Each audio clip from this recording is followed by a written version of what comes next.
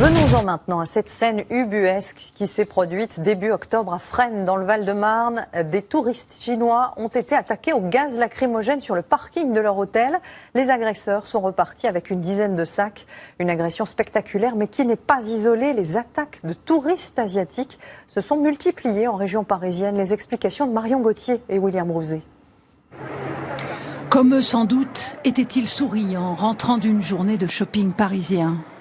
Mais l'agression au gaz lacrymogène qui eut lieu au retour sur le parking de l'hôtel de Fresnes laissera un tout autre souvenir aux touristes chinois dépouillés jeudi soir de 8 sacs et 10 000 euros d'achat. Pour le groupe hôtelier spécialisé dans l'accueil de groupes chinois, ce type d'attaque nécessite des réponses adaptées. On a mis en place des mesures qui vont pour certains hôtels de la sécurisation du site complète, avec des parkings fermés, avec des portails fermés, avec du personnel de gardiennage sur site. Et on forme également les directeurs. Non seulement ça, on forme aussi les tour opérateurs.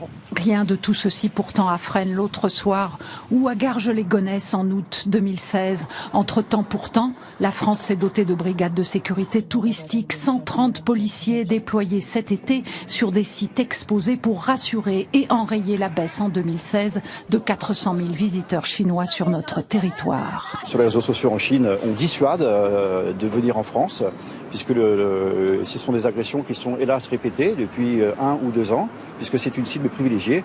Mais la préfecture de police a mis en place déjà ces unités supplémentaires et je pense que là-dessus, il va y avoir un progrès, mais malheureusement, le risque zéro n'existera jamais.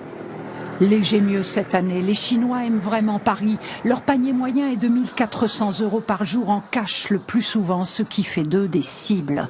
En développant d'autres systèmes de paiement, les commerçants aussi luttent contre la petite délinquance qui menace leur clientèle précieuse.